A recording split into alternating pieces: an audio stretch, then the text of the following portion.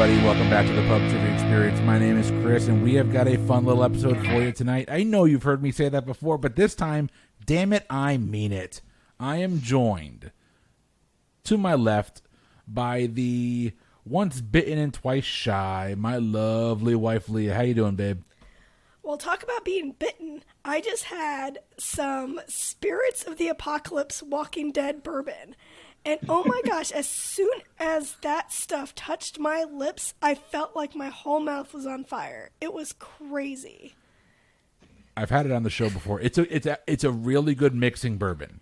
It is not something you drink straight. Well, it says Kentucky Straight Bourbon. I interpreted that as meaning I needed to drink it straight. So that's what I did, and now my mouth is on fire.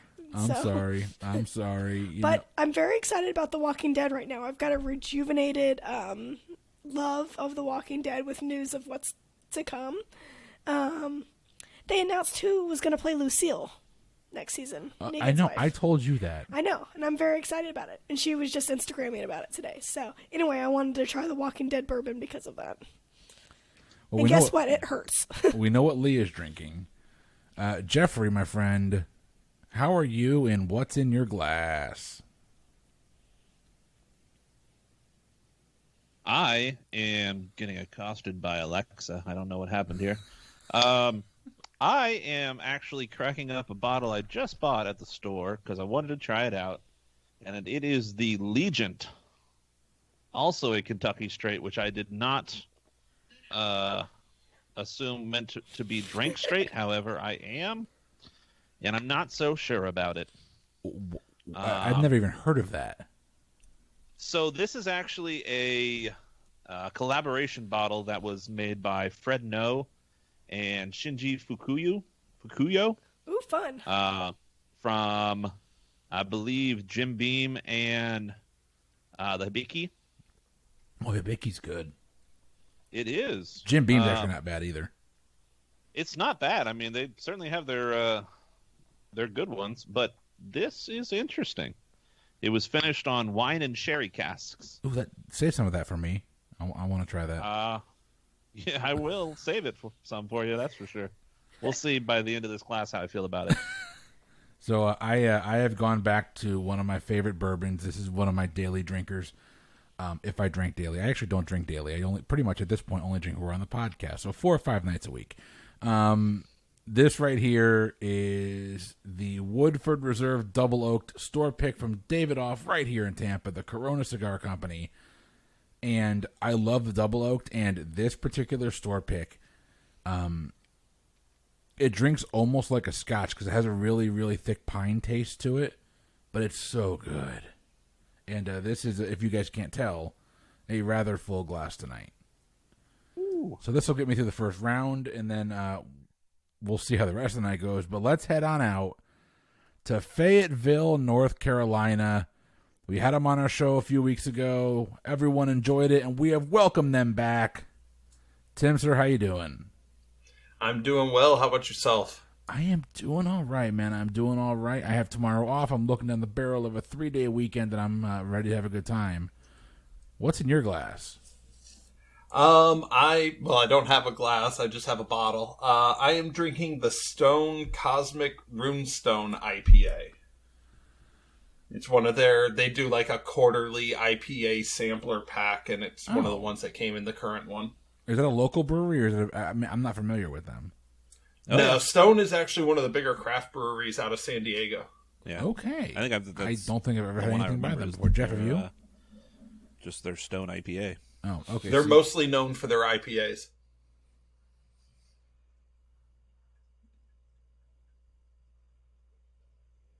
Yeah, I've got some of that in the fridge. They also have one that the first time I tried them was the Arrogant Bastard IPA. Okay, I've had that. Okay. Yeah, it's the same people who make that. You would, Tim. Well, yeah, the first line on the description hooked me. Well, we heard her in the background there, Karen. How you doing? Oh, I'm always up to snip at Tim's little remarks. I'm good. How are you? Having a good old time. So, Leah and I have been following along on your Maritial Tiffs podcast, and you guys have some news. What's going on? Tell our listeners what's going on in your world. So I have nothing in my glass because I am pregnant. Yep. And Yeah. we just hit the 20-week mark, and With our first. Aw. So we recently actually modeled one of our episodes after one of your other podcasts. And we right? did our own boozy bracketology without the booze. Yes, for baby names, because that's apparently the only way we're going to be able to agree on a name. So, And the fun part is, like, the name that we're mostly considering at this point, I don't know how much we're putting out there, but... So, I don't want to spoil it, because I would love for you guys to put in your input as well into the names that we chose, and we'll definitely have our little bracket that we made so that people can, like, agree or disagree and follow along with us if you happen to go and listen. But we ended up with a name that was very surprising. So, yeah. That's awesome. It was pretty fun.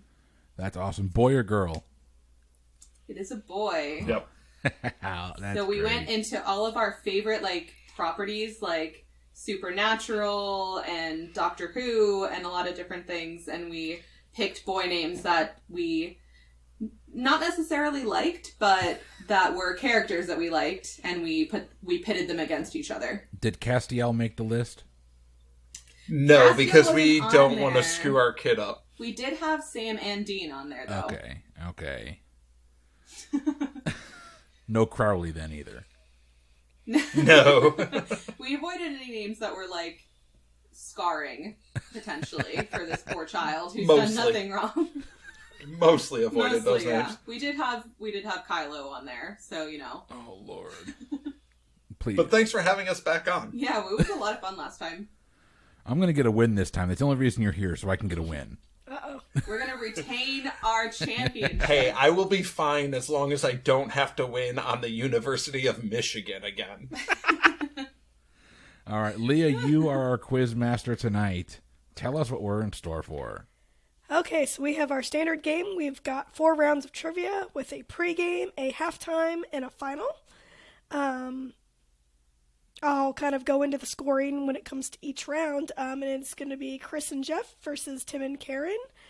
Are you guys ready for our pregame? Let's do it. All right. Let's go. So our pregame, every correct answer is going to be worth 2 points for this pregame. And there are going to be 6 questions, but each team is only going to get 3. We're just going to alternate back and forth. And only one person on your team is going to answer each question, too. So I'm going to kind of put you on the spot when it comes to your question. And the category for our pregame is Rivalry Week. So competitions between rival schools are a long-standing tradition in college football. I'm going to give you a top rivalry in college football, and you are going to tell me which team has the winning record as of 2019. So we're going to alternate between the our 2 teams tonight. And Jeff, you're going to get the first matchup. Ooh. So Jeff, your matchup is man, this is one I don't Oklahoma know that versus well, even though I lived Texas. in Oklahoma Who do for you a think little has while. the winning record?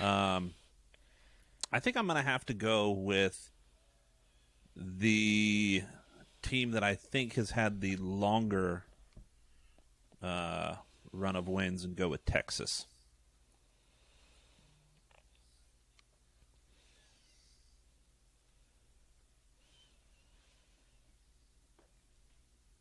Okay, Jeff locks in with Texas, and Texas is correct. They have won 62 games, and Oklahoma has only won 48. So nice job. All right, Tim, you are next. Your matchup is USC versus Notre Dame. Oh, I am going to say Notre Dame in that one. Okay, Tim says Notre Dame, and Notre Dame is correct. They have won 47 games, and USC has only won 36. Nice job. All right, Chris, your matchup is Georgia versus Florida. Oh, the world's largest cocktail party. Sadly, the game this year did not have the outcome that a lot of us wanted it to have. Yeah, I know. Karen disagrees. Karen is That's why I said a wearing lot of Florida us. shirt. The University of Florida is one of the most hated schools in college football. Oh, boo, hiss. We've been around half as long as you and have the same amount of national championships. I don't think you can talk right now. Oh. I say that because we've won 2 games sassy. all season. I'm sassy today. We're terrible. It's so real today. We're a terrible team this year. No, I'm going Georgia. All right, Georgia is correct. Georgia has won 53 games, and Florida has won 43. It's a nice job. Sorry, Karen.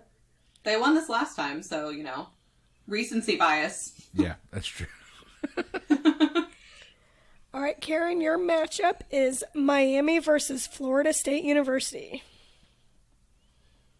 Well, Florida State Come on, bring. isn't that great. It's not that great.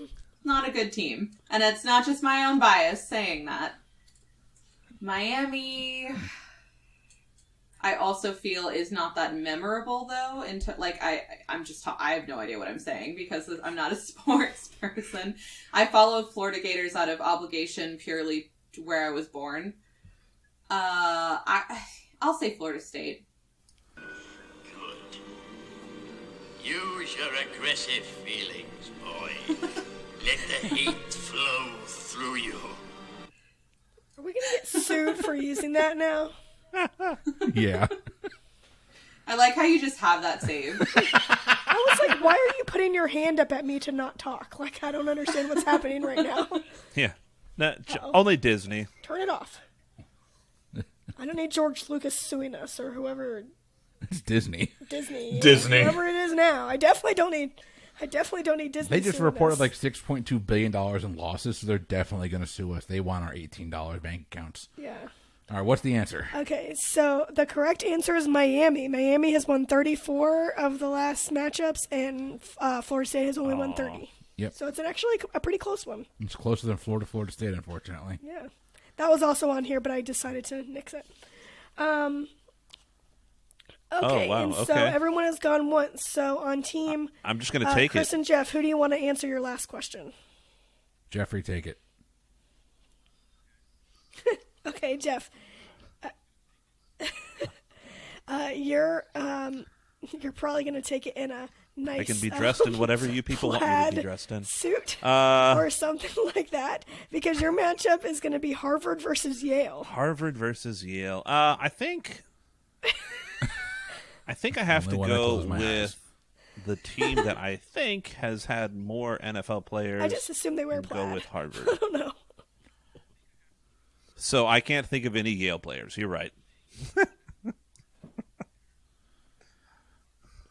You're just thinking of Ryan Fitzpatrick. That valid point. Okay, so the Crimson and the Bulldogs have played a lot because they're some of the earliest football teams, I guess. Oh, well. But the correct answer is Yale. Yale has won 68 of their games, and Harvard has won 60. Probably And then they've should have had known 8 it, huh? ties, so they've been playing for 116 years or something like that. Yeah, I It's think crazy. that's the oldest rivalry. It's one of them, yeah. Well, now you do. All right, and then Tim and Karen, who wants to take your last question? Yeah. Well, given the fact that I host a sports podcast, I think I'm going to take this one. All right, I think that's a good call. No pressure here. All right, so your matchup is California versus Stanford. Ooh. I honestly thought you were going to give me Ohio State, Michigan, just so that I'd have to answer Michigan. I was hoping, actually. We're not going to beat this joke into the ground. But let's see. Stanford's had more recent success. I'm going to go with Stanford. All right, so the correct answer is Stanford. Very nice. All right, so coming out of... they've had 64 wins. California's only had 47. So it's a pretty significant difference. So after our pregame round, I have each team with 4 points. Woohoo! Yay, all tied up. Okay, so now we're going to go into our regular game of trivia. Each round is going to have kind of fall into an umbrella of a category. So I'll give you the category at the beginning of the round, and then there's like subcategories for each question. And then everyone's going to answer the questions. So after I'm done reading the question, once your team thinks that they may know the answer, you can go ahead and say locked in, and then that'll give the other team an opportunity to talk out their answer and come up with what they think is the correct answer. So in round 1, your category is North American facts. And your first subcategory is in geography. Woohoo! What is the name given to a river, a gulf, an estuary, and a seaway located near the Great Lakes in North America? We'll go ahead and lock in. Okay, Tim and Karen are locked in, Right. so that means Jeff and Chris, you guys get to talk it out. So, Jeff, this is North American, which is not necessarily United States. So it's a bay, a river. What else? What is the name given to a river, a gulf, an estuary, and a seaway? Okay, there's 2 that come to mind. The St. Lawrence River sounds right. It's in Canada. It runs through Canada. I don't know about a I gulf. wish I had an idea. Yeah, I mean, there's I've definitely Hudson, hold this but I know there's part Hudson of St. Lawrence Bay. River. What are you thinking? But man, I don't know anything about Canada. I mean, I'm comfortable going with it. You came up with it pretty fast, so it must have hit something in there.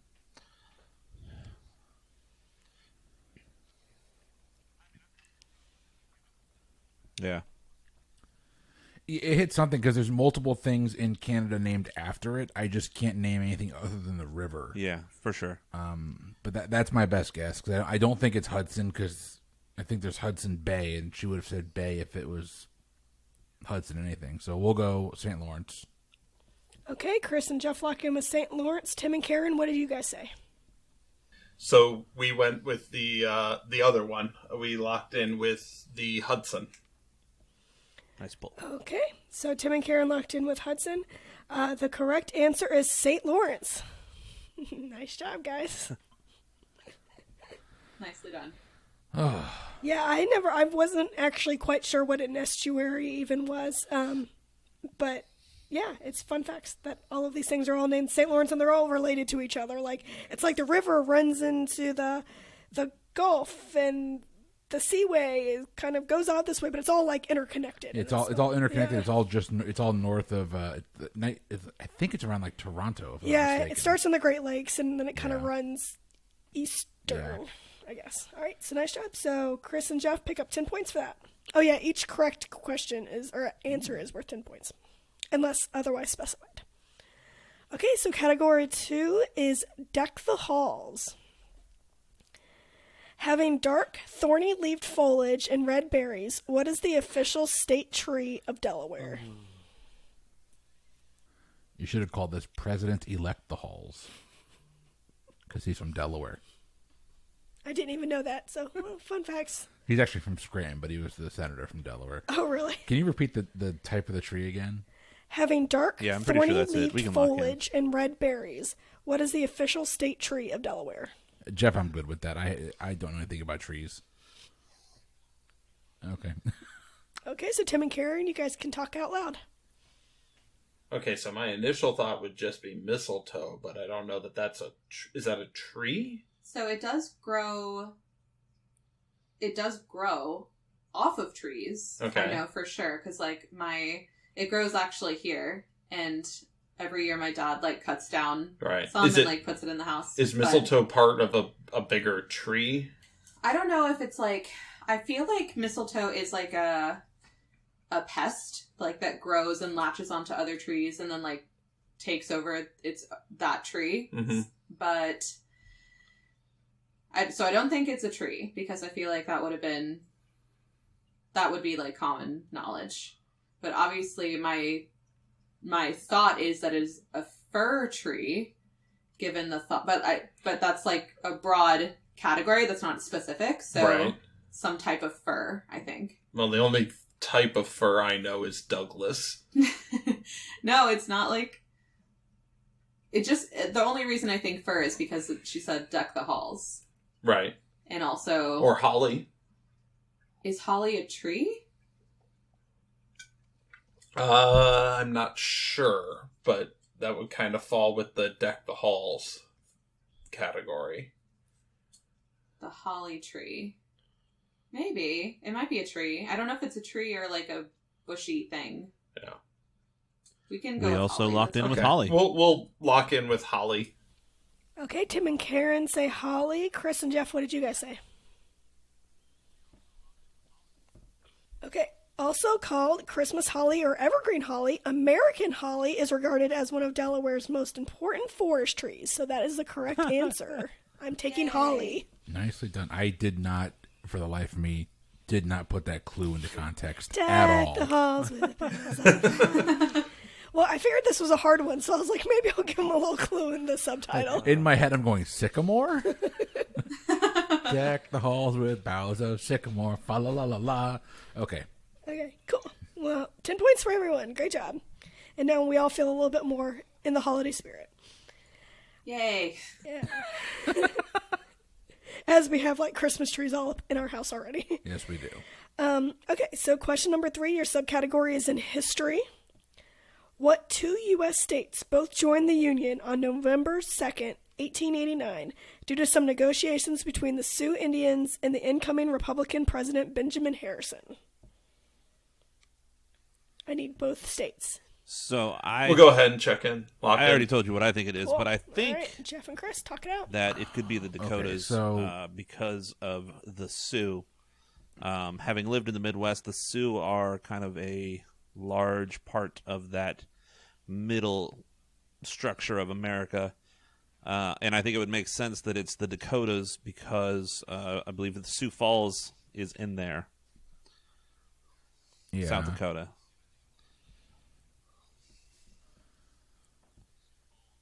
South Dakota. Sioux Falls, South Dakota. Yeah. That's what I my head went to South Dakota, 1889. but I just the Republican-led Benjamin Harrison. What was the year again? 1889. I'm going to let him deal Do I with need to fact what check he's something? doing. You're No, looking hold weird. on. I know the answer is correct, but I can... God, I was really hoping there was something really just... Yeah, I guess that is right. I'm trying. No, I'm my head is just sitting here going, was Benjamin Harrison really, pre 1900? Yeah, he died in 1901. And then I'm thinking of William Henry Harrison, and he died like 31 days after taking office. North and South Dakota, I think, is a good answer. I would imagine they would have come in to existence around the same time. Yep. And I know in the early 1900s, the states that were coming into existence were out west. It was like the New Mexicos and the Arizonas. So it makes sense that the North Midwest would have been prior to that. So North Dakota is the only one I can't place. But sure, we'll go North and South Dakota. All right, so Jeff and Chris locked in North and South Dakota. Tim and Karen, what did you guys say? Yeah, so we had a very similar discussion. We knew the Sioux was most of the Midwest. That Sioux Nation took up a lot of that land, and the fact that you said 2 states kind of led us to the only pair that we could think of North and South Dakota. Did not even think of that. Okay, so you locked in with North and South Dakota. You guys are good. The answers are North and South Dakota. Nice job. There was actually a lot of political crap that went on in order for them to become both entering into the Union, because they basically took the Dakota Territory and split it in half, and the people leaving office had wanted 4 states to enter all around the same time, and then there were some issues with them having to basically try to buy out the Sioux Indians in order for them to get the territories, and it was just a hot mess situation. But, So fun fact, the people leaving office were back in office 4 years later, because that was he was between Cleveland's first and second term. oh, well, there you go. Awesome. Okay, well, he got to finish it off, I guess. Trivia. Yeah, trivia, fun. Okay, so nice job. So I'm going to give everyone points for that one. And then we're going to go to our last category in North American facts. Along with having a state bird, there are also several states who have an official game bird. The state game bird of Alabama, Massachusetts, Oklahoma, and South Carolina share its name with what company based out of Kentucky, which is a division of the Campari Group. Campari is Campari. Campari Group. Jeff and I are going to lock in. Okay, sorry, Leah. Are you looking for the name of the bird or the company, or is it literally the same? It's the same thing. The bird and the company have the same name. Yeah. Okay, so they're locked in. Let's run through. So the first thing that comes to my mind, but I don't know necessarily that is considered a game bird, but it's a bird that shares the name with a company, is dove. I don't think you can hunt doves. I don't know. But that's the first thing that came to my mind. What would be considered game birds? So game birds are like quail, pheasant, turkey, Cornish hens, I guess. I don't know. Are those like farm birds? But definitely like quail, pheasant. I think ducks also are game birds because you hunt them. So, and then a Kentucky company that's part of the Campari Group. I mean, I can't think of any that share the name with a company. And if you think Dove is a company... Well, I mean, Dove is a company. I know that they're a company, but I just can't imagine That'd be Dove a fun being wedding. like a game bird. No. Like, because that's what you, like, release at weddings and stuff. Like, they're so pure. But Weddings in Kentucky, they do release doves. And then they shoot them. Oh. Well, what was it, How I Met Your Mother, where they fantasized about the Canadian side and the doves? Yes. I'm trying to think if there's any other birds that I can think of that would match with a company name. Well, there are companies I can think of that have a bird name in them, like Duct Tape, for example, but it's not just the company. Like, she made it sound they're literally the same. Like, it's just the name of the bird. What about Wild Turkey? Oh. Because that would fit. Campari is a drink, I think. I don't know. I don't drink liquor. I think Campari is like a liqueur. You wanna try Wild Turkey? Yeah. All Let's right, try Wild Turkey. We'll check in with Wild Turkey. Okay, Tim and Karen locked in with Wild Turkey. Chris is choking. What did you and Jeff say? I was a little nervous that the pregnant lady just said she wants to check in with Wild Turkey. I'm like, please don't. Not yet. No, it's a gobble gobble. It's got to be Wild Turkey. Okay, so your correct answer is Wild Turkey. Nice job, Hey! I'll drink to that. We backed into that one. Yeah, we really did. It was so hard really to bite my tongue because like the Kentucky clue is right there, and I'm like, just shut up, Chris. Don't even look at the camera. I know. And ultimately, that's how I got there. Was I was going, wait, Kentucky bourbon, but I don't drink liquor at all. Yeah, it was hard because I wanted to put enough clues in there so you could get it, but leave out No, it was a good question. enough details that. Great question. It's a good question. Yeah, we almost went with freaking soap. So, Or chocolate. Or chocolate. Okay, so we are done with North American facts. Whew. Now Oh, we're boy. going to move on to gonna music need a little and help. lyrics. So this is going to be like your, Actually, on a music drink round, I update, guess. sorry. Jeff, I'm gonna go get a Leah. drink. Have a. I know we were talking about the Legent earlier. It is actually turned into quite a pleasurable experience after the ice melted. So I would say you're good. after a little bit of water and some time for it to open up, this is pretty damn good.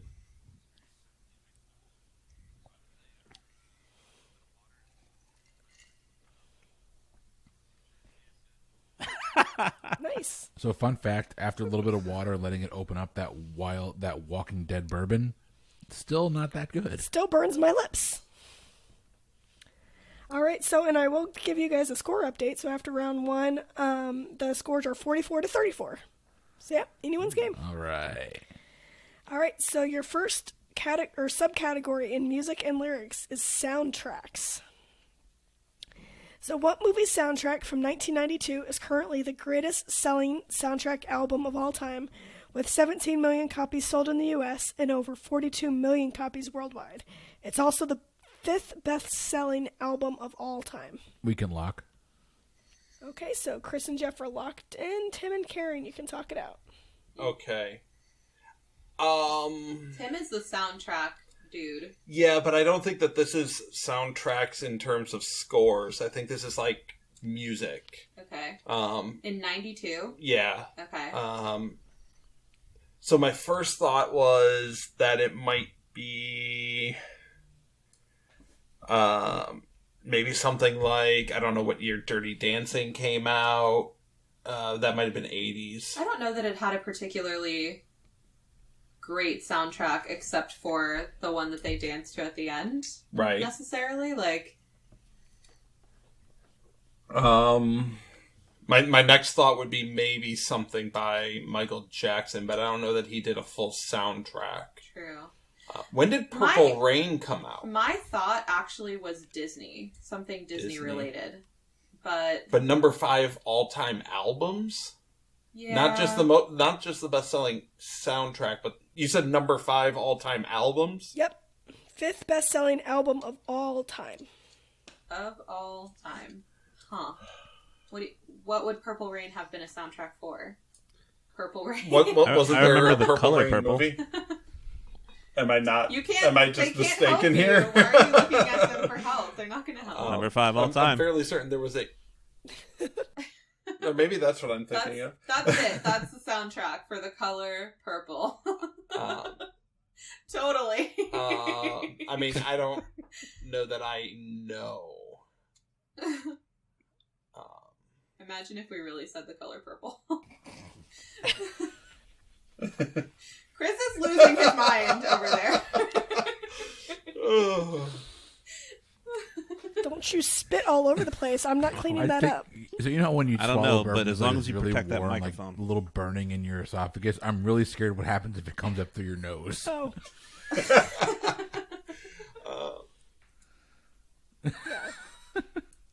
In the computer. Do you have Sorry. anything? 92. I mean... Dang it. This question. The only thing I can think of is maybe Purple Rain. Because Okay. I'm pretty sure that Prince did a movie. Yeah, he definitely called did. Purple I just Rain. don't know when it was, but we can go with it. Yeah, sure. Let's check in with Purple Rain. Okay, Tim and Karen said Purple Rain. Chris and Jeff, what did you lock in with? We'll always love The Bodyguard. Ah! Fine. No, I'm going to lock in with The Bodyguard. Is that your final answer? And I will always love the bodyguard? You can just call me Al. You can just call me Al. What? What does that have to do with the bodyguard? You can be my bodyguard. Oh, yeah. It's I the do know Bodyguard. that song too. Purple Rain was 84, and I think that was at one point 84. Prince had the number 1 movie, the number 1 album, and the number 1 song for like 2 straight weeks. But Crazy. Okay. Well, I'm bad with the time frame.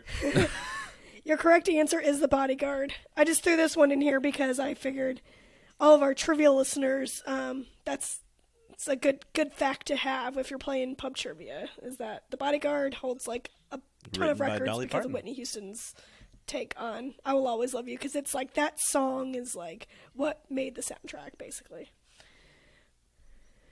Yeah, and Indeed. And in the movie, they dance to. Yeah, well, I just scarred Dolly you with the Parton rest of version when it, they're in a so bar. my bad. So it's really cute. Okay, it's like the only part of the movie I remember. Yeah. Okay, so Chris and Jeff pick up 10 points there. Your second subcategory in music and lyrics is pop music, then and now. So Anne Marie's song 2002, which was released, that's the name of the song, which was released in 2018, references 6 popular songs in her chorus. All of the songs that were referenced were released between 1998 and 2004 to showcase her love of the music that she grew up with.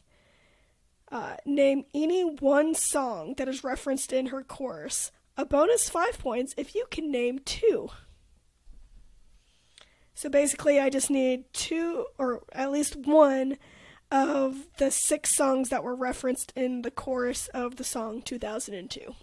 And you said these are all between 98 and 2004? Wait, we have to have 2? Which is really funny that the song is called 2002 and some of these songs are Okay. referenced were from 2004, but whatever. All right. We're locked in then. No, you just have to have one, but you get bonus if you guess two. So Jeff, let's take your answer as the primary and mine as the bonus. Cool. All right, Tim and Karen, you guys get to talk out this very fun question. Okay, so who was popular? Yeah, 98 to 2004. So, I mean, boy bands would be popular. I assume this is an American person, so we're talking probably primarily like American popularity. So we'd be thinking maybe Backstreet Boys, Britney Spears, NSYNC. In pop music. Yeah. So probably them. Probably like, you know, I like feel Michael like, Jackson. I feel like a safe bet would probably be Hit Me Baby One More Time. Okay. Because I feel like that's one that you could easily work into a song. Okay. And then Bye Bye Bye. Because I feel like both of those you could probably work into a pop song really easy. Yeah, I feel like that type of pop music was, while it was probably pretty prevalent, I think it excludes a lot of other popular music at the time. Like, you know, Michael Jackson had #1 hits in like every decade until he died practically. Right. So, you know, thinking about like him and Prince and like Stevie Wonder. Yeah, but I feel like that era wasn't, like the 98 to 2004 period that all these songs come from weren't exactly their peak that they would be referenced. Yeah. All right. You want to lock in with I'll those? default with you, yeah. All right. So we're going to lock in with Bye Bye Bye and Hit Me Baby One More Time. Okay, so Bye Bye Bye and Hit Me Baby One More Time. Okay, so Chris and Jeff, what did you we guys weren't say? close at all. We actually went with Jeff, what did you our say? main answer, which was Bye Bye Bye. And then our bonus, we wanted to go with Hit Me Baby One More Time.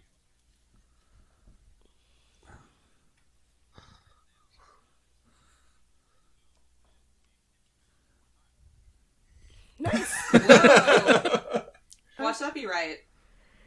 Okay. I'd never. So I'm gonna read you the chorus of the song. I've heard the song before. I'm not sure how the tune goes. So I've never heard of this person before. Me either, but they play it on Sirius XM, the pop channel, and that's why I came up with this question, because I was like, oh, this is fun. Yeah. They reference all these other songs.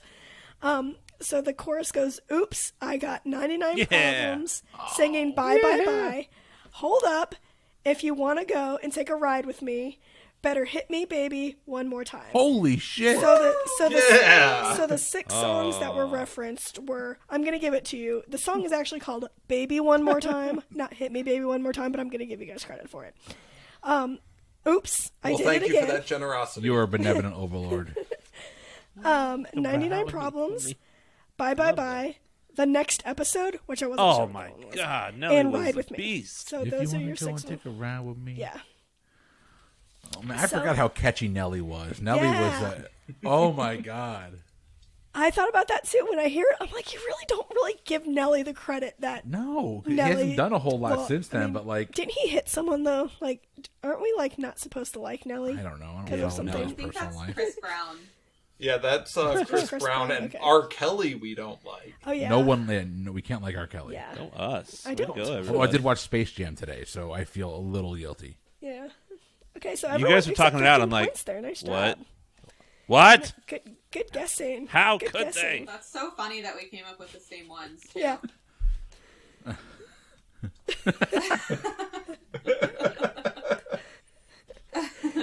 Yeah. Good song. You guys should listen to it. I would not have come up with any of the other 4, though. Nope. I might have come up with Oops, I Did It Again. I might have come up with Nelly if I thought that was that old, but I thought that was like 08, 09, considering how prevalent it was at like my school dances and stuff. Very inappropriate, by the way, but it was like super school popular. dances in 08. No, I feel so old. That makes Yeah, me you're feel old. old. It was like my prom, to be fair. I graduated in 09. That's not making me feel any better. Hey, that's like when we started dating. Yeah. All right. So after that question. Everyone picks up 15 points. All right, so the third subcategory in the music and lyrics is Little Drummer Boy. What was the first name of the drummer and co-founder of the Beach Boys, and the only true surfer in the band? You want his first name or his last name? I'm gonna go with the first name, since he co-founded it with his two brothers. I know. So That's why I asked. I'll actually either take his first or his middle name, but I will not take his last name. Nope, I will only take his first name. She wants the first name only. Yeah, first name only. Well, I think I know one other one. Jeff, that's the one Beach Boy I can name. Yeah, so I just you're wish kind I of could on your remember own the if other that's not one the so that answer. I could try to work out which one it would be. You want to lock that Well, in, we'll Jeff? skip him then, and we'll go with that guess. Oh, his name was All right, we're Skip. locked in. The other one is Skip.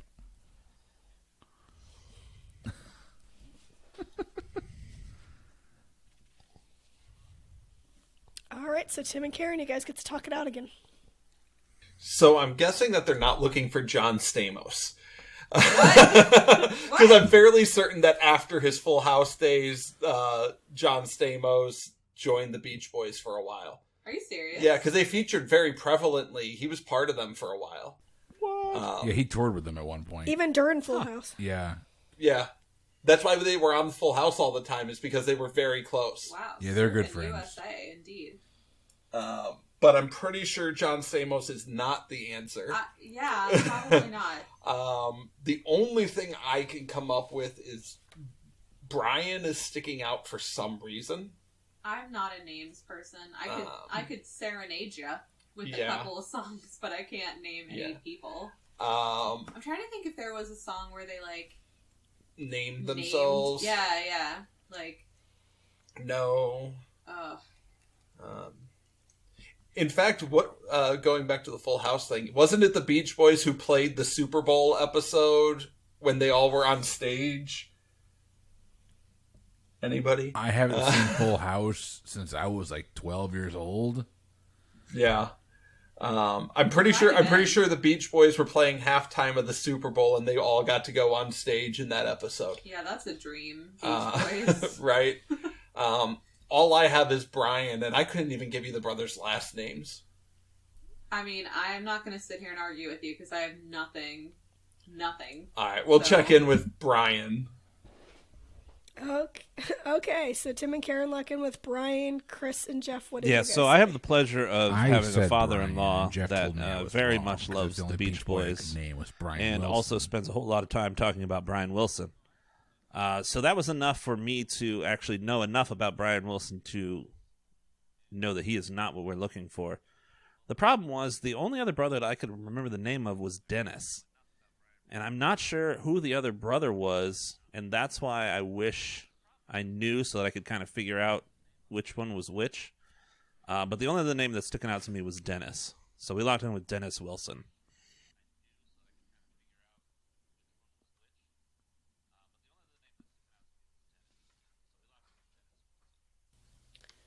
Okay, so the three brothers that were in the Beach Boys were Brian, Carl, and Dennis.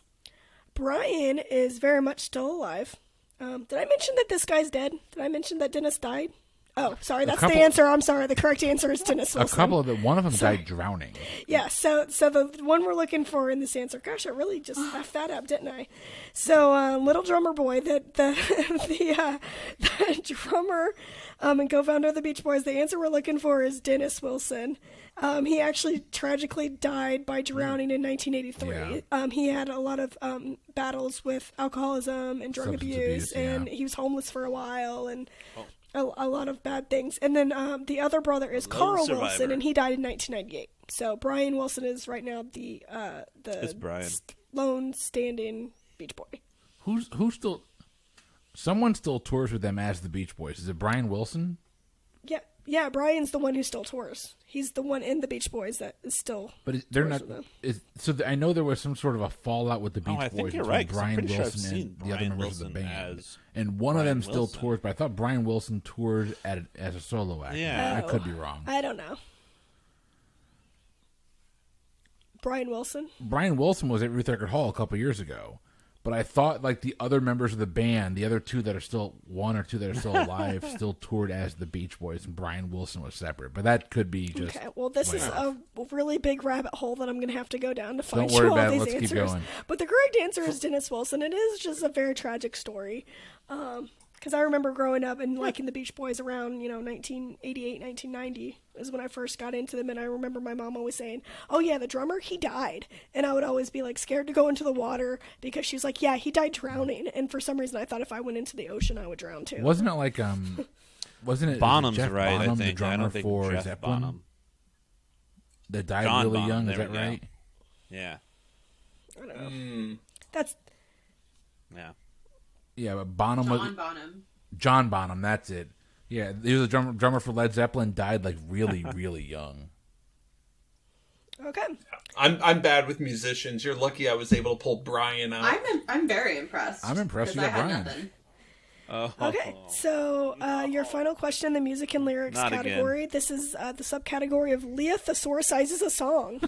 Yes. Oh no.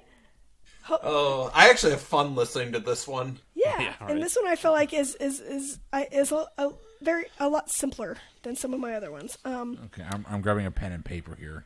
Okay, so I'm going to give you a thesaurusized title of the #1 year-ending song on the U.S. Billboard Top 100 chart from 1985. So for 10 points apiece, give me the correct title of the song, and for 5 bonus points, the band that created it. Your thesaurusized song is Irresponsible Gossip. I think so. Huh? Oh, hold on. If that's right, then it's this. No. No,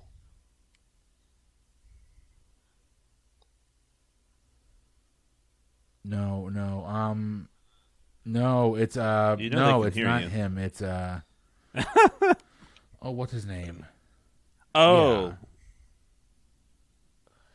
Okay. Flip those words around. That's I would the love person. for you to. Okay, we're only locking this in though if I can sing the answer. Oh, we walked into it. Okay, we're locked in. Okay, yay! Chris and Jeff have locked in. So Tim and Karen, yeah. So Tim and Karen, you guys can talk out loud. Man, usually I am really good at this category until I'm on this side of the microphone. Right? Yeah, so all your judging people on podcasts, Right. trivia podcasts, now you know. So I'm trying to think. Gossip. I feel like gossip is probably going to get us there. I mean, we've been talking like What? dangerous talk. Leah, can you read the whole question again? Yeah. So I'm going to give you a thesaurusized title of the #1 year-ending song on the U.S. Billboard Top 100 chart from 1985. For 10 points apiece, give me the correct title of the song, and for 5 bonus points, the band that created it. And the words are Irresponsible Gossip. Okay, so #1. There's a #1. At the end of the end of the 1985, which was, 2 years before I was born. Still feel old. Yeah. Dangerous chatter. What is it? What's Irresponsible gossip. Yeah, irresponsible. The only All I can come up with is dangerous. Yeah. And for some reason, all of a sudden, I'm stuck on chatter. I don't think that exists. I don't think that's a song. Dangerous chatter. What did you just you just said something before they locked in. What was it? I think I've been kind of stuck on dangerous because I can't come up with anything for irresponsible. But I was cycling through dangerous talk, dangerous rumor, dangerous chatter, dangerous tea. Rumor is a good synonym for gossip. Mm-hmm. Rumors, maybe? Hazardous. Hazard. I mean, I got nothing. So the fact that it's a band is important. Also, not just a singer, because my mind before she reread it was on someone like Tina Turner or whatever, and that's an individual. It's not a band. So I don't know if that helps you. It doesn't help me at all. No, not at all. It's part of the clue, so I don't want to just pass. Like, I feel like we should just come up with something that is a cohesive thing that would exist. Like, Dangerous Rumor by Motley Crue. No. Not Motley Crue. Of all people. I want to hear Motley Crue's version of Dangerous Rumor now. Like, I really want to hear that. Get them on the phone. Use your... Wait a second. Did Chris just tell us what the answer was? No. Absolutely not, because we're completely wrong, but we can go with it. I got nothing. You want to just go with that? Yeah, let's just go. All right, we'll check it or lock in with "Dangerous Rumor" by Motley Crue. Okay, Chris and Jeff, what did you guys lock in with? So Jeff got there with the clue with "Irresponsible." I'm gonna try and sing this, but I have no singing voice. But I'm never gonna dance again. These guilty feet have got no rhythm. Though it's easy to pretend, I know you're not a fool. So we went with Careless Whisper. And the question was, is it Wham or is it George Michael? We locked in with George Michael. So your correct answer is Careless Whisper. Nice job. Good job. He just texted me. He texted me a picture of his notepad, and it just says "Careless?" ? I'm like, oh, Careless Whisper. That's a song because Chevelle did a cover of it. All right, and I was never gonna get there. I'm so mad at us. I'm so mad. Yeah, and I had no idea what the melody of that song was. I just was looking that song is so good. Number one hits, and I was like, oh, okay, this is a good one. That song is so good. This is one that will go in my thesaurus very easily, so I was like, that's why I picked it. And it does appear that the pop ballad was written by George Michael and Andrew Ridgeley of the British music duo Wham, and it was released on the Wham album. So I'm going to go with Wham and same not thing, George essentially. Michael, even though George Michael did I'm write. sorry, Jeff. I thought this had a bonus Wham. points. You sent Wham. I said George Michael. That's on me. Don't. No, it's not. Yeah, no, I had the same problem. Like, I didn't come up with anything for gossip, but Irresponsible. I had Reckless, Wild, and I hit Careless, and I'm like, wait, I know Careless. Oh, and I did say.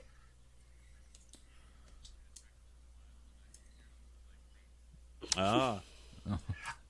I was even going as modern as like tea, like spill the tea for gossip, and I couldn't come up with anything. I don't know that there have ever been any number one hits with tea. I don't know. That'll be a good one for next time. This is the only number one hit that includes the word tea. Or whatever.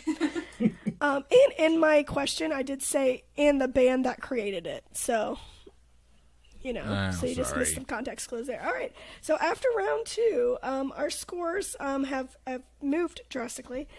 Chris and Jeff have 89 points, and Tim and Karen have 49. If I did all of that math bad correct. round. We're coming back. It's okay. All right, you can definitely make up some points in this halftime question. So your halftime question is an international travel. Shit. All right, so there's going to be 4 possible answers here worth 5 points apiece. So for 5 points apiece, I want you to name the 4 busiest airports in Europe, according to the numbers in 2019. Do you want the city or do you want the airport name? I'm getting there. I will accept the airport name or the country that the airport is located in. Yeah, I was just going to do airport name or city, but then I was like, do I need to look at the boundaries of the cities to make sure that it's actually in the city and not like an outlining area? So I just decided to scratch all of that. So you can either give me the airport name or the country that the airport is located in. And these are ranked by total passengers in 2019. And I just need 4. And I don't know if you guys caught on to this, but they're all in different countries, so I probably wouldn't name like the same country for multiple answers. We hit the United Kingdom 4 times. Yeah, so I will give you that hint that these are 4 separate countries on the list. Oh boy! All right, we'll lock in. Yeah. All right, Tim and Karen are locked in, so Chris and Jeff get to talk it out loud. Okay, so Jeff and I have 3 that we feel pretty good with. So we've got... I feel really good about Germany. The United Kingdom, right? Oh, yeah. We feel pretty good about Germany. Germany's got to be on there. And then Paris, I would assume Paris has got to be on there. And then the 4th one that we're coming up with is like... We threw out a few. So we've talked about Italy, but I don't feel like Italy is a hub per se. I feel like it's more of a destination. The 2 that we're kind of stuck on right now, one is Amsterdam, because I do feel like a lot goes through Amsterdam. The other is Istanbul, but like Istanbul in Turkey is one of those, like it's in an area that like some people consider to be Europe and some don't, and it might depend on what part of the... I just don't know if it's one of those tricky type questions. What part of Istanbul the airport's in? Is it on like the Asia side or is it on like the Europe side? I don't even know. I also want to point out, I think if we go with I don't think she'd ask this question if there was that type of we're looking for the country. ambiguity.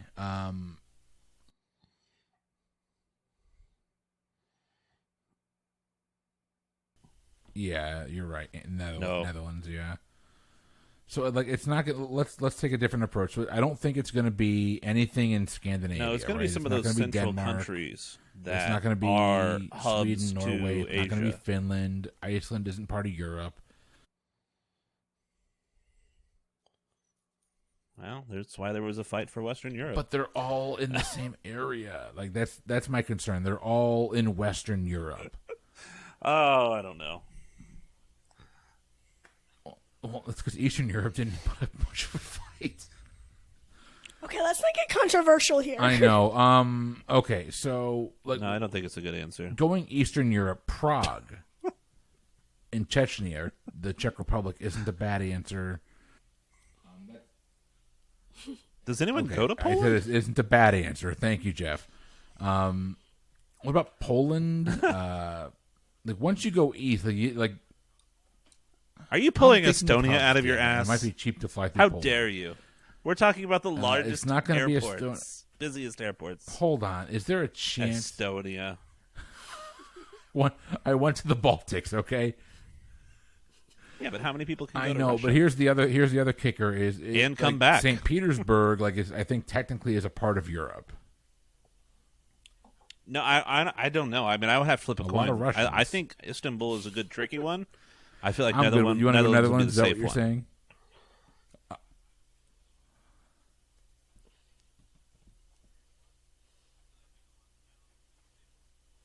I'm okay with the safe one. We got the lead, and I think Istanbul Or is it one of those where Constantinople? it's just like if that's the answer, it could be controversial because is it Asia or is it Europe? So let's go Netherlands. Yeah, we are locked in with Istanbul, UK, Germany, Constantinople, France, Istanbul. and What did you guys lock in with? No. Can you tell me your 4 again?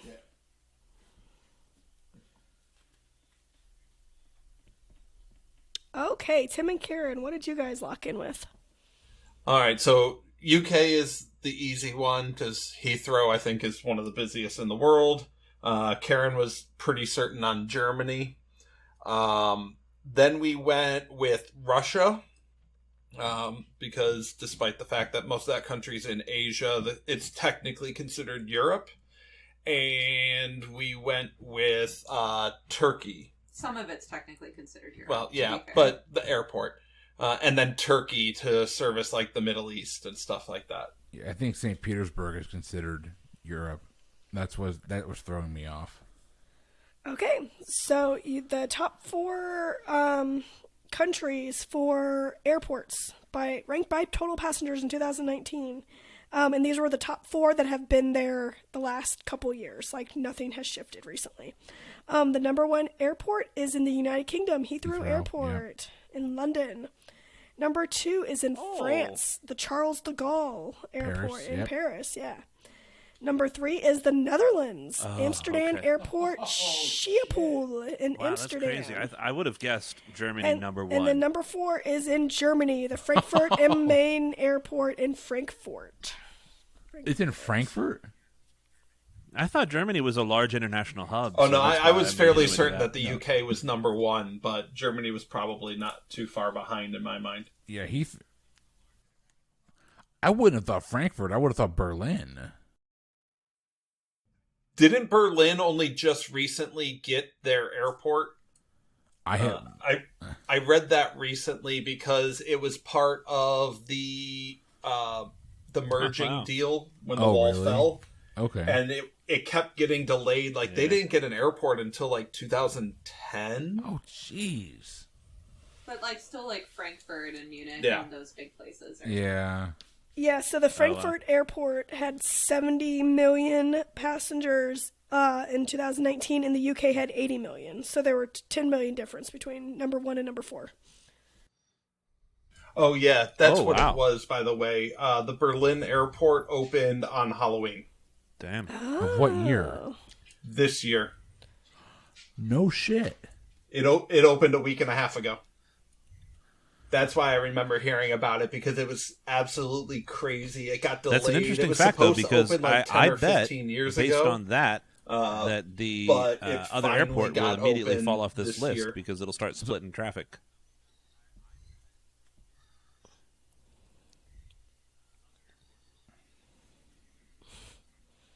Oh, yeah. Maybe, yeah. So I'm not sure if you guys heard this, Tim, but Leah went through the top 10, and Istanbul and Russia were both on there. Oh, okay. It was. What was number 5? Number 5 and 6 were both in Spain. One was Madrid, one was Barcelona. Yeah. We talked about all of the top 5 countries, and I was talked out of France and the Netherlands. I think we have a marital tiff on our hands. We do. Next episode. Let me, really quick, before we hop back in, let me tell you one that we've been avoiding doing. Whereabouts? The one that actually inspired our Okay, I got show. family up there. So Tim's from Ohio, right? They are... Yes. Oh, shoot, I don't even know right now. Geneva on the Lake. Cleveland, and actually. a bunch of places around there. Oh, where at? Oh, okay. Yeah, I think all of them pretty much were out in the Cuyahoga Valley, so... Yeah, I'm from the Berea area, Sorry. Strongsville, Parma.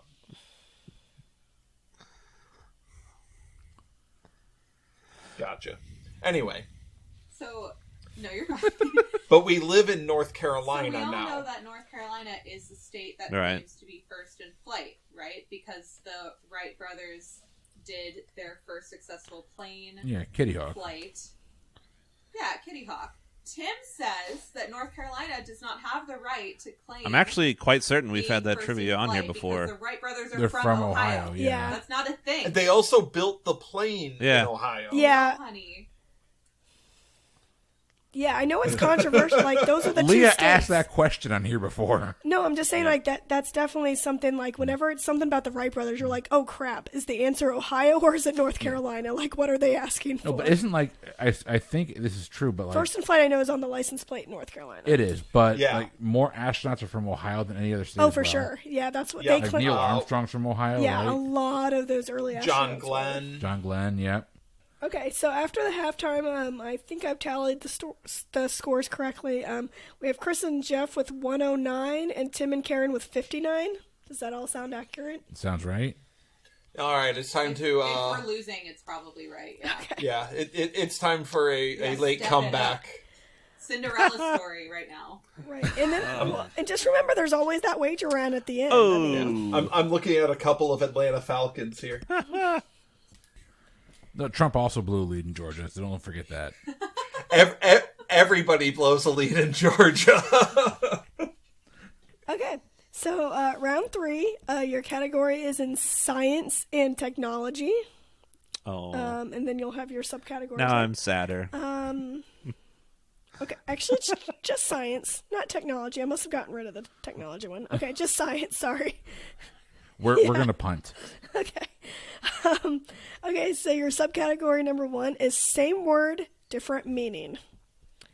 Often found in a lab, what is the name of this cylindrical container with a flat bottom, often with a small spout for pouring? Yep. It shares its name with the squeaky, accident-prone assistant to Dr. Honeydew.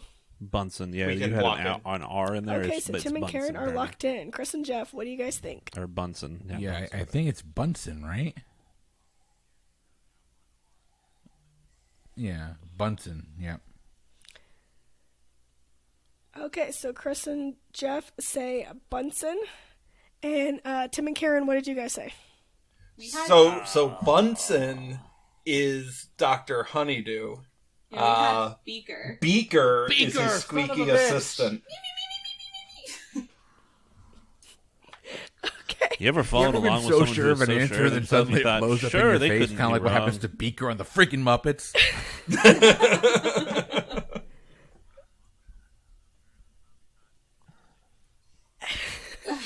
I I'm understand. wrong so often. That's literally what it's like to be my wife, because I'm never wrong, but I'm usually wrong. Oh, I'm so mad. I'm so mad. Well, I love that both of you guys thought you were going to get there by the Muppets and maybe not by the scientifical. Scientifical? Is that a Chemistry word? was a long time ago. Words are hard, babe. Words are hard. Words are hard. Well, your correct answer is Beaker. Nice job. What the hell's Karen. wrong with me? I know Beaker. Oh my god. That took me down Bunsen burners. That took Damn me it. down a really dark rabbit hole of the there has Muppets, to be. too when I was looking this up, so it's just not a fun day for me. Okay, so Is there a dark side of the Muppets? It kind Is of there a was for seedy me. underbelly of Muppet lore There that I'm was not aware kind of? Okay. Yeah, it's called Fraggle Rock. Yeah, you certainly did. oh yeah, yeah, we went there. We don't this talk time. Fraggle Rock on this podcast. Some of us are still triggered by Fraggle Rock. Yes, it was. Yeah, that was Fraggle Rock was a question when we were on last time. Yeah, Yeah, we had no and I idea. still don't remember the answer. Oh, good. Nope. Couldn't tell you. Okay, so question number 2 is Michael Moore would know this. The Flint, Michigan water crisis has been an ongoing health issue for residents since 2014, when it was exposed that what element was found contaminating the water. Oh, Yeah, yeah, we we can check do. Lock in. Okay, you are checked in. I and would locked say like Okay, so Jeff and I have a 92.7. difference of opinion here. Jeff, how do you feel about your answer? How confident are you? I was pretty confident that it was lead because I thought it was that's more something very confident than serious. I am. So And it was what, something what that do you was think it already is? Yeah, let's talk out in loud. the pipes that began to deteriorate.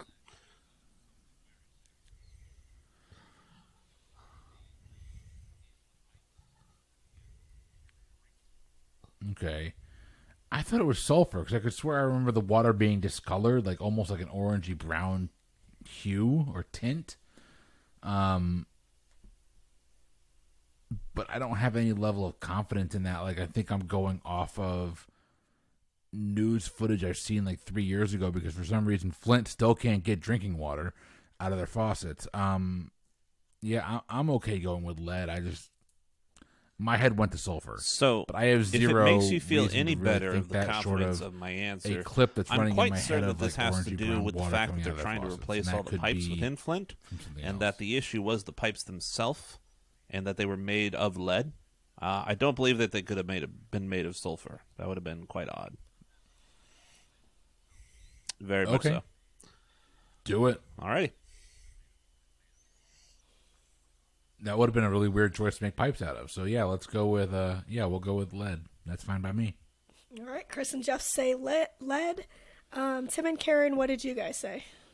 We also said lead, and we're pretty sure that the reason for the color of the water is the deterioration of the pipes and like the oxidization. What's it called? Oxidization. Thank you. Chemistry was a long time ago, like I said, of the pipes that were made from lead, and basically they rusted, and that's why. Yeah, so we went with lead also.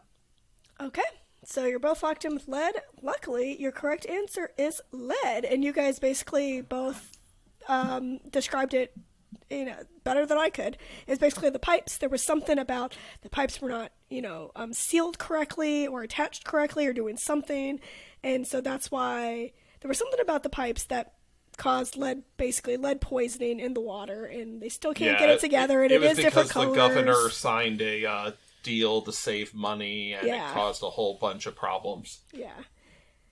So, nice job, everyone picks up 10 points. Flint clean water now. Yeah. Please. Well, everyone picks up 10 points for there, so nice job. So your next question in the science category, the subcategory is There She Blows. You're so proud of yourself. Following a volcanic eruption, a brown or bluish halo can often be seen around the sun. This ring shares its name with what chess piece? And I think there's only like 6 chess pieces, so I mean, I'm throwing you guys a freaking bone here. Okay, calm down, Dr. Evil. I'm trying to, use any sort of logic to pick one. Instead of just well, Jeff, this I gave you 6 one. answers. Pick one. Ugh. I don't know.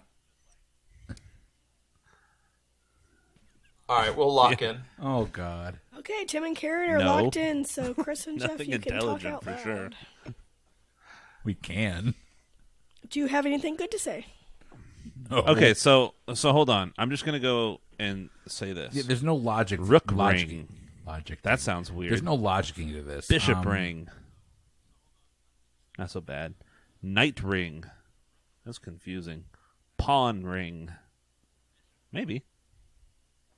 King ring. Nope. Hate that. Queen ring. Nope. Hate that too. Okay, so or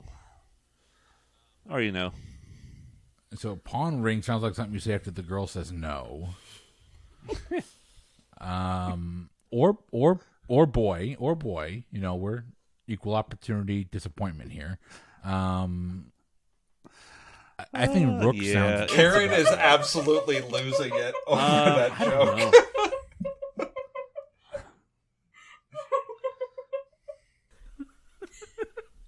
Jeff, for that reason, I think we might want to go pawn. Good enough for me. If for no other reason than if she's losing it and that caused her to lose points or them not to gain ground, she might just quit. She's got her head in a pillow. It does. It's uncomfortable to say out loud. My loud. head wants a rook ring, but rook it ring sounds weird. I feel like the alien from ring. Men in Black, the first one where his mouth is just completely cockeyed. Queen yeah, I ring mean, doesn't we can sound... go pawn or I think only. Yeah, let's go pawn. Oh yeah, why not? Thanks. Pawn or rook are the two best for me. You want to go pawn ring? All right, pawn ring. All right, Chris and Jeff lock in with pawn ring. And then Tim and Karen, what did you guys say? So we kind of just guessed at this and went with it's probably named after the person who coined the term, whose last name was probably Bishop. Wow. So we went with the bishop ring. Yeah, you guys are actually spot on. It was named after the person who first observed it. It was a guy in Hawaii, and his last name was Bishop. So it actually has an apostrophe S at the end, so it's Bishop's ring. So that might have helped you guys a little bit if you were like, Rook's ring, Pawn's ring. But I didn't want to say anything because your jokes were funnier. She said we were funny, so that was so I can Tim retire and Karen now. are going to pick up 10 points there. Nice job. I get some comedy points, though, so I'm okay with that. That's the nicest thing she's ever said about me. Okay, going into our final subcategory question in the science round. Your subcategory is not so deep space. All right, so here's your question. What was the name of the first group of 7 American astronauts whose goal was to put a man into Earth's orbit and return him safely? Yeah, we are. All right, so... My dad would be ashamed. He's a planetarium director. So... I mean, aren't we talking about the group that basically Hidden Figures was talking about? What? Was Hidden Figures about... I mean, I know it was about the mathematicians, but the mission, was that man on the moon or man in space? That was the moon. Okay. From that movie. Okay. I think. I don't know. We saw it, in theaters, so... Right. Fantastic movie, but irrelevant to this question.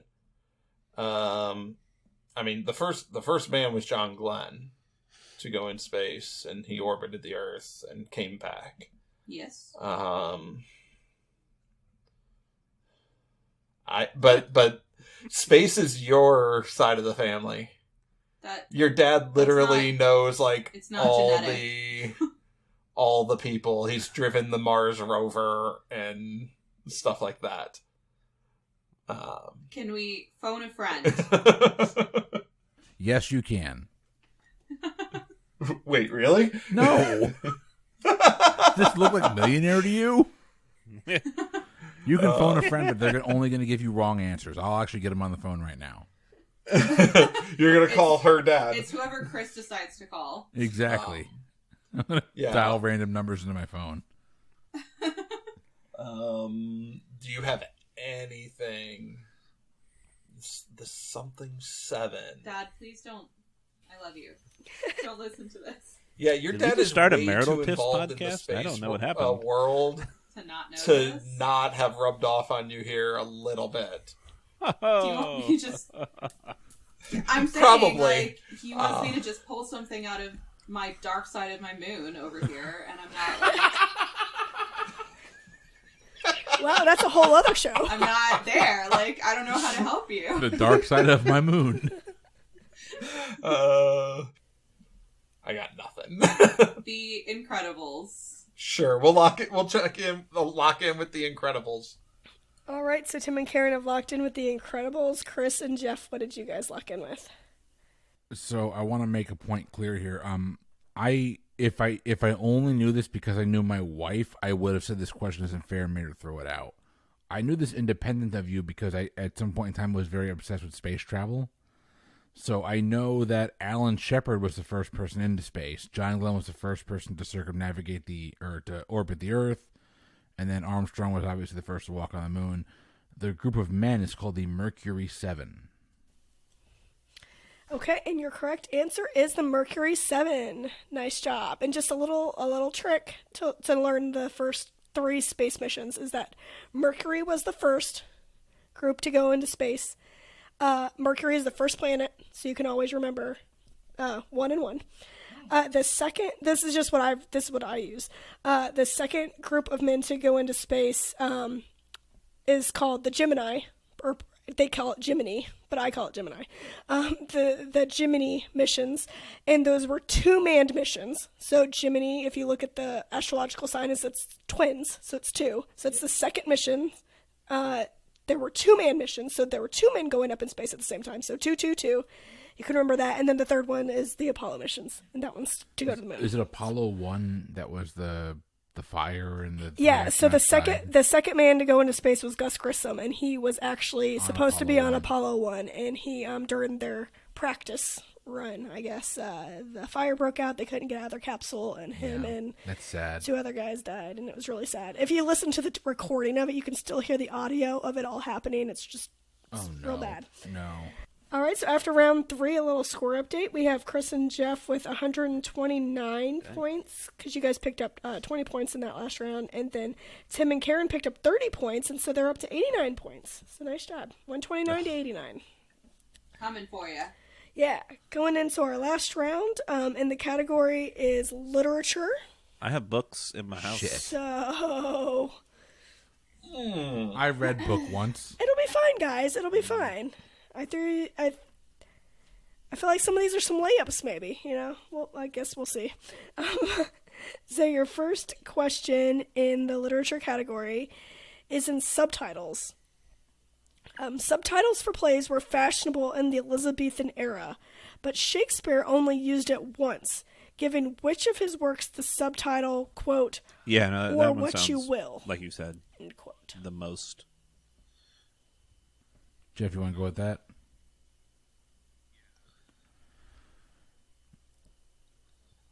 Yeah, we'll go ahead and lock in with our wrong answer. Okay, Tim and Karen, you guys can talk. Okay, so neither of us are Shakespeare fans. We were saying it doesn't make sense for it to be like the name of a person, like a lot of his plays are, Hamlet, Romeo and Juliet, that Macbeth. kind of thing. So those are all out. Based on the context of the subtitle, it doesn't make sense for it to be a person. Right. So we're trying to go through like the names of his plays that we know that are not people, like The Tempest, although I don't know what that's referring to. It might be a character. I'm not sure.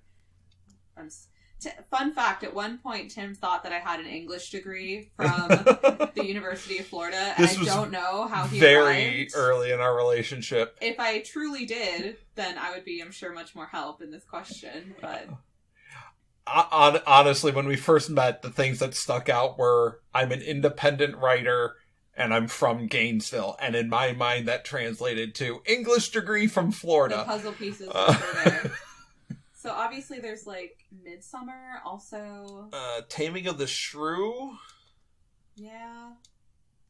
Which also refers to a character. Right. But it's not the name of a person. But I feel like at least Or What You Will could follow that sentence. Like Taming of the Shrew, or What You Will. The Tempest is another. I mean, we already said that. Julius Caesar's not going to be it. No, it's Julius Caesar or What You Will. That's what it is. It's Julius Caesar or What You Will. Yeah.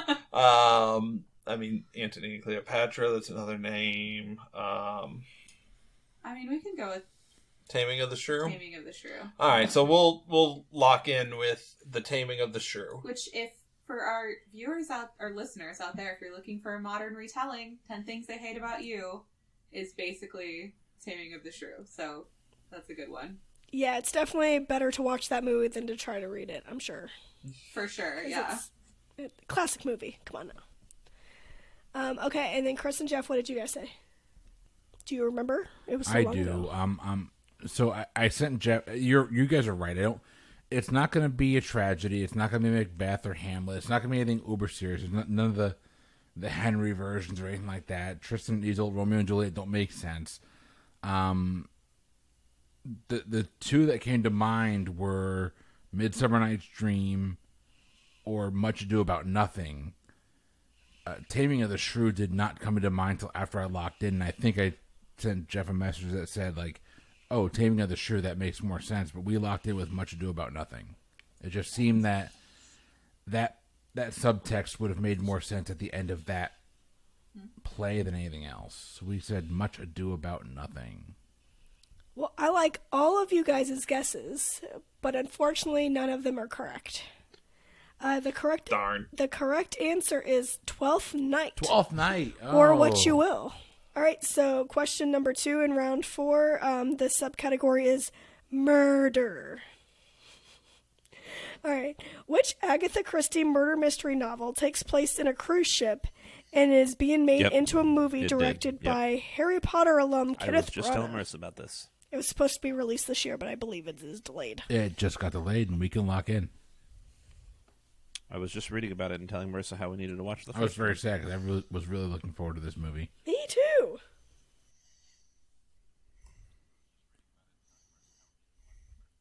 Oh, the first one's phenomenal. I know a lot of people. Yeah, well, that's why we need to stop.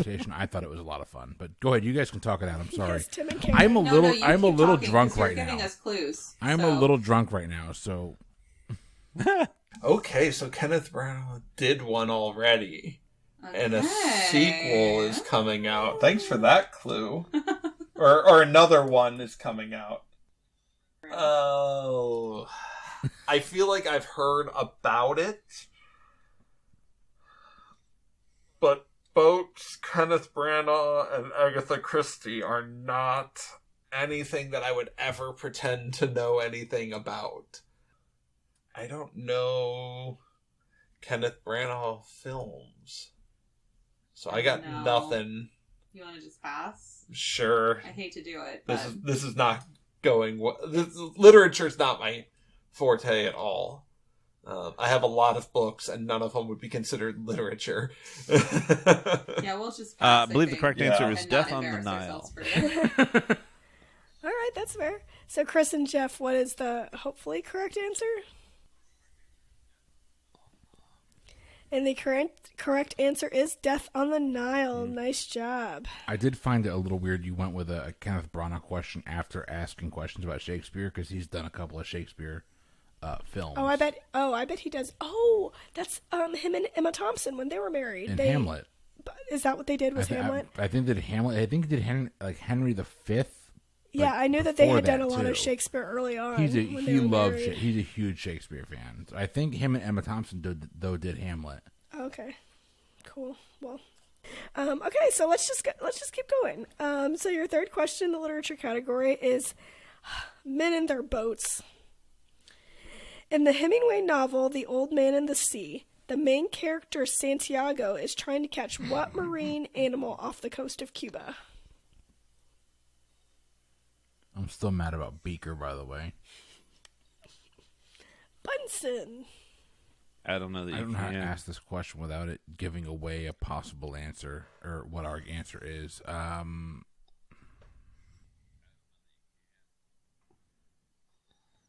Would you accept like the colloquial or the more common name of this particular animal, or do you want like the scientific name?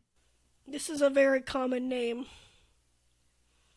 Like it's how it's referenced in the book. No, I think she helped us there. It's like, but like if we gave we go with a yours, name then. that references that animal that's not used in the book, would you accept it? Yeah, I think we're good. Jeff, lock in. Yeah, we'll lock in then. That's if fine. I need clarification, I'll ask for it later. We'll do that.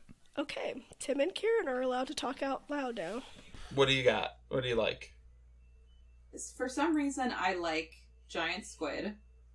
I don't know why I like it, but I do like it. You want to go with it? Sure. All right, we'll lock in with giant squid. Well, we were having a discussion of terminology, squid. Chris and what we inevitably Jeff, locked in was with the marlin.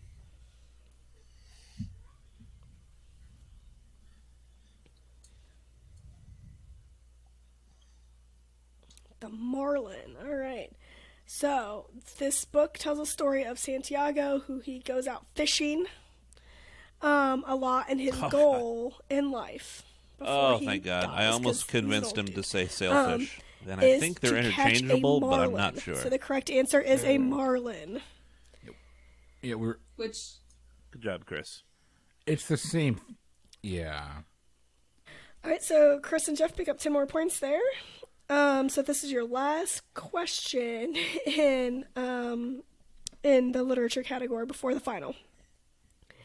And it is in autobiographies. Locked in.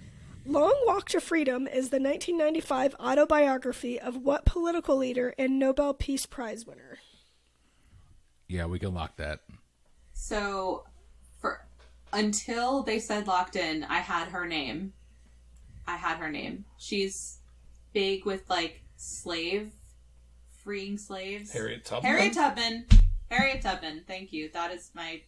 Wait! Before we lock that in, can you read the question one more time?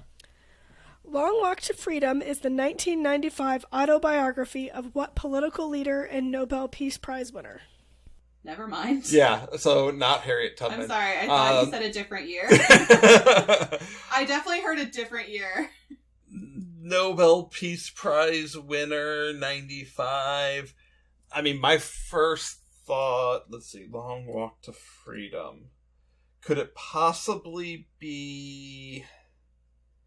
Oh, I hate myself for not knowing his name. It's the senator or congressman who died not too long ago, protested on the bridges. Freedom? Yeah. To me, that would... To me... Well, we're talking 95, so we're ruling out slavery. Yes, okay. Although, Mandela.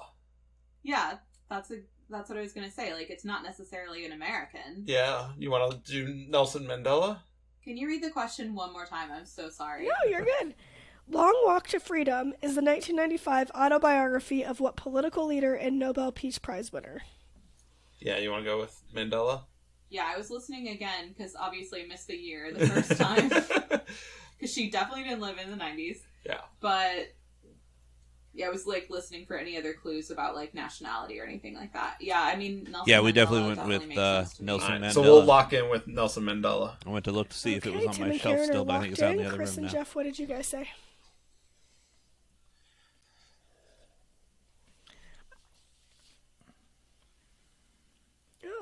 And it is, in fact, long. to Freedom is an autobiography written by the South African President Nelson Mandela. Nice job.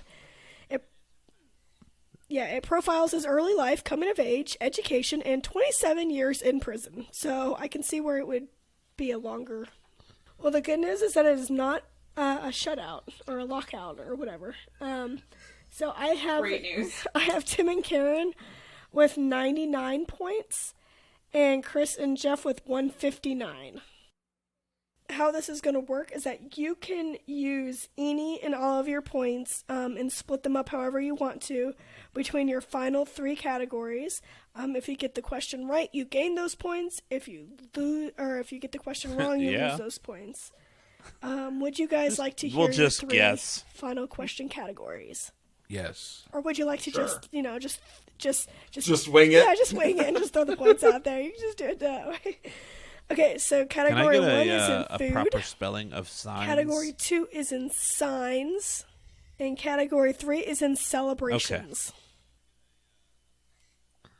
Okay. Yeah, for real. I'd be like, yep. SIGNS. Some mathematical If it term. was SINES, I'd quit. I don't know what that means. Signs it's a math term. Oh, then no. Sine, cosine, tangent, no. Yeah, okay. no. we're locked in. Okay, are you guys locked in? Yeah, we're locked in. Okay.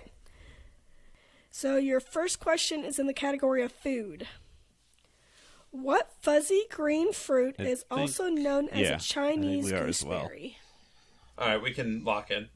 Okay, Tim and Karen are locked in. I'm agreeing with you there. Yeah, I mean, a kiwi is a fuzzy green fruit, so that's my best guess. Okay, and then Tim and Karen, what did you guys say? We said kiwi. So your next question is in signs. The peace sign, the symbol, not the hand gesture, was first used in 1958 in Britain. It was originally a symbol for those who were protesting what? We can lock in. Tim and Karen, what are your thoughts?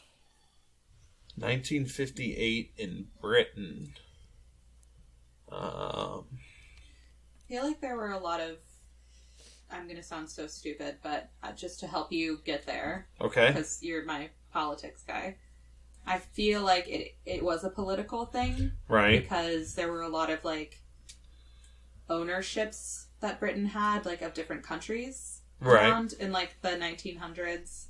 And I feel like it was regarding one of the, ownerships of another country or territory or something like that. Mm. But I don't know what it would have been in the 50s. But it could also have been... Because when was... So this would have been, When was Margaret Thatcher? When was she a thing? I honestly couldn't tell you. Time frame wise, just in American context, we're talking between Korea and Vietnam. Mm-hmm. Because I think Korea ended in 1953 and Vietnam didn't kick off until the 60s. Okay. But I don't know if Britain might have been. I mean, I don't know why either way, that's U.S. care. But I'm trying to think if maybe there's something in the symbology of the logo, of the symbol. Symbology of the symbol. Yeah, I said that.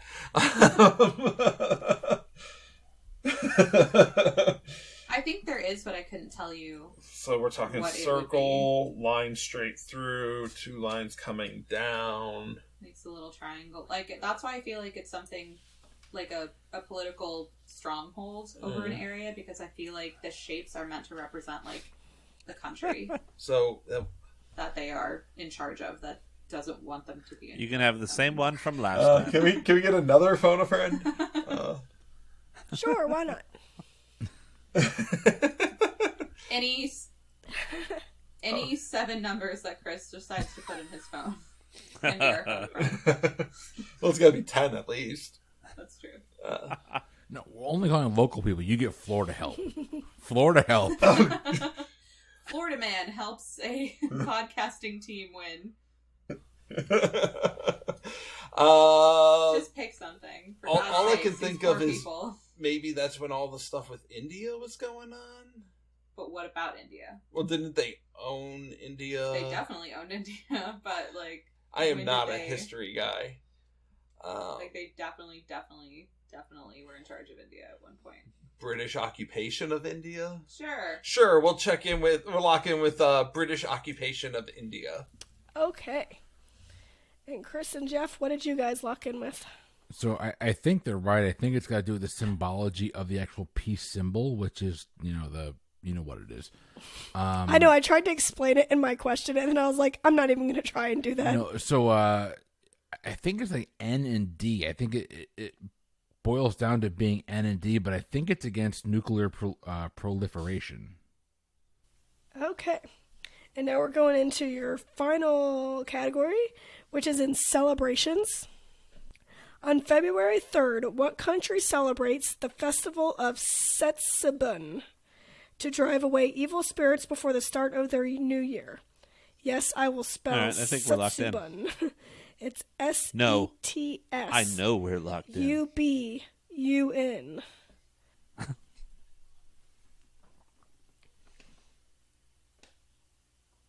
Okay. I was wondering why you were retracting that statement. Okay, go Tim and Karen. So the only place that I can think of that has a new year that's different than January 1st is China. Yes, but I'm pretty sure that's not in February.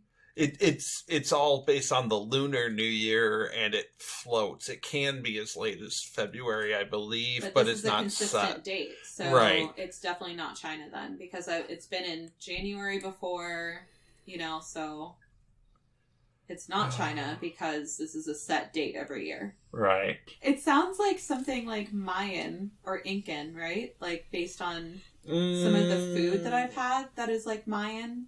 So most of those languages, like going language-wise, most of those languages are Spanish-based, which would mean that they end in A or O. Okay. This ends in an N. Not all the time.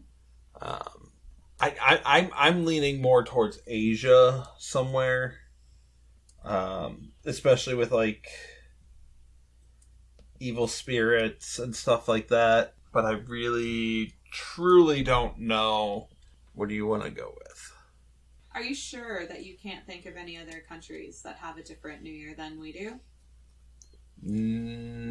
Like anything like... You never heard of anything when you were in Korea or anything that, like, no countries around there would have celebrated? Not that I can think of. We'll go with whatever you want. I'm happy with it. I'm debating between something more obvious like Japan and something maybe a little bit less obvious like Taiwan or Malaysia or something. Just pick something. Let's just go with this Taiwan. one I will we'll lock in with Taiwan. Take credit for and or die on this hill. Okay. And Chris and Jeff, what I you am locking with? pretty certain, 83.7% certain, that this is Japan.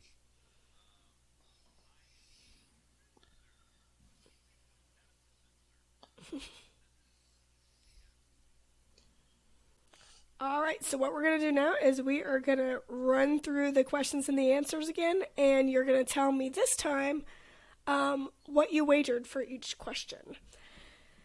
So question number 1, again, in food.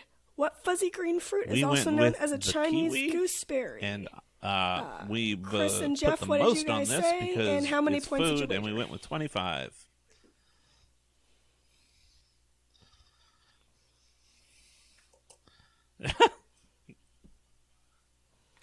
Oh gosh, I'm going to have to get out a calculator, aren't I? Okay. How did you not see that coming? Okay. Okay, and then Tim and Karen, what did you guys say, and how much did you wager? We also said the kiwi and wagered 50. Okay, well, good news. Your correct answer is it's actually called kiwi fruit, but is often abbreviated as kiwi. Although we really shouldn't. Upon further research, we should not be calling it the kiwi. We need to call it kiwi fruit because kiwi is the name of New Zealanders, so it's a people. So do people think we're going to confuse the fruit with the people? Like saying, we're going to walk up to a kiwi and take a bite out of them? The New Zealand people do not like that we call the fruit the kiwi and not the kiwi fruit. So, but we do. We can do that. People still do that. Fuzzy and green. Let me take a bite out of your neck. Depending on where you are in the world, they still call it the Chinese gooseberry too. So nice job, everyone. Everyone gains points. If I did the math right, Chris and Jeff are now up to 184, and Tim and Karen are up to 149. Okay, so question number 2 was in signs.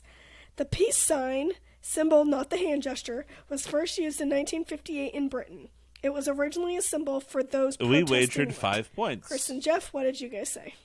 We went with nuclear proliferation. And what did you wager?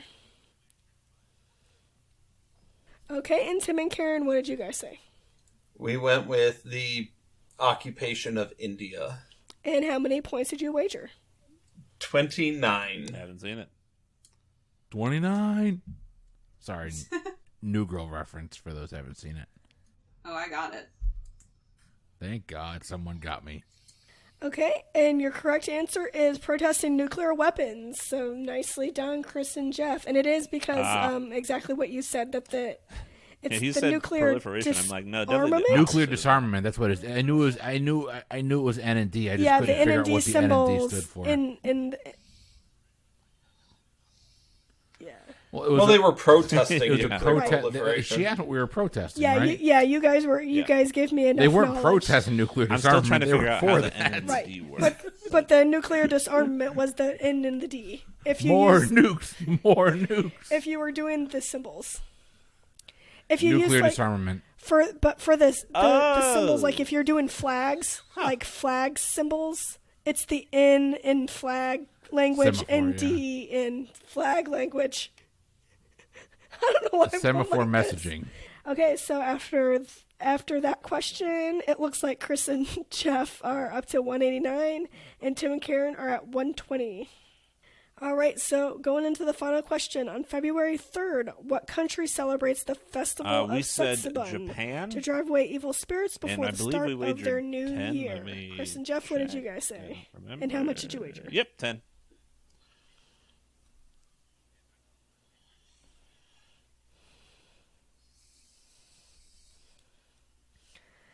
All right, you wagered 10. And then Tim and Karen, what did you guys say, and what did you wager? We said Taiwan, and we wagered 20. Okay, so your correct answer is Japan. Nicely done. So I think our final scores are 199 to 100. Nicely done, Chris and Jeff. It wouldn't have mattered, but that lives in Japan, I and labored over Japan or Taiwan. I was really hoping you were going to go with Japan. Said and how it was spelled. I didn't have a whole lot more than that, but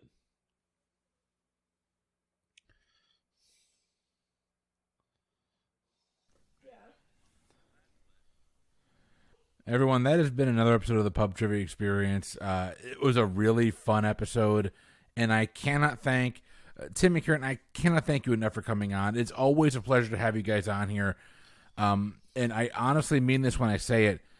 Go listen to Hometown Crowd and go listen to Marital Tiffs.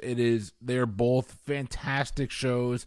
You cannot miss them. They are really good. I'm an avid sports fan and an avid fan of a happy marriage. Yeah, for sure. Me too. Go team marriage. Go team marriage, yes. And honest to God, you couldn't pick two nicer people to listen to on a podcast. Thank you guys for coming on. Where can our listeners find you?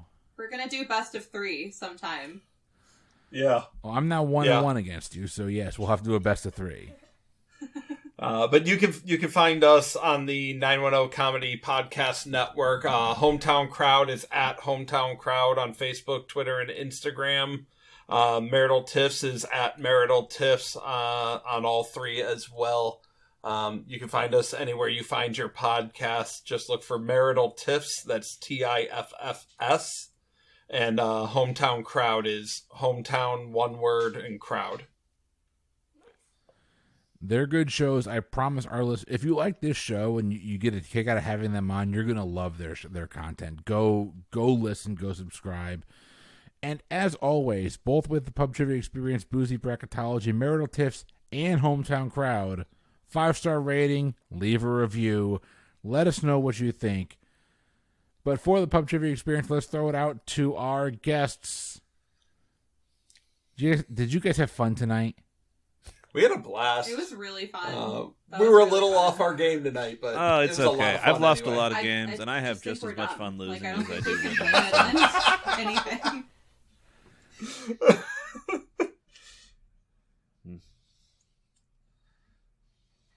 Yeah, this is an awesome show. Leah, those were great questions. Okay. Fantastic question. Great game, babe. Great game. Jeff, I think you're of the core 7 of us or so. And I Jeff, don't think is it's second even in winning close. percentage. Is that right? I think so. He's pretty good. He's pretty good. Jeff, pretty you far are up there. trailing only Steven in winning percentage, and it's like Steven's got like an 80-something% win because that kid is Jeff. smart. But everyone, that's been another episode of the Pub Trivia Experience. For the Pub Trivia Experience, I have been Chris. I've been Leah. And our special guests. I'm Tim. And I'm Karen. Have a great week, everybody.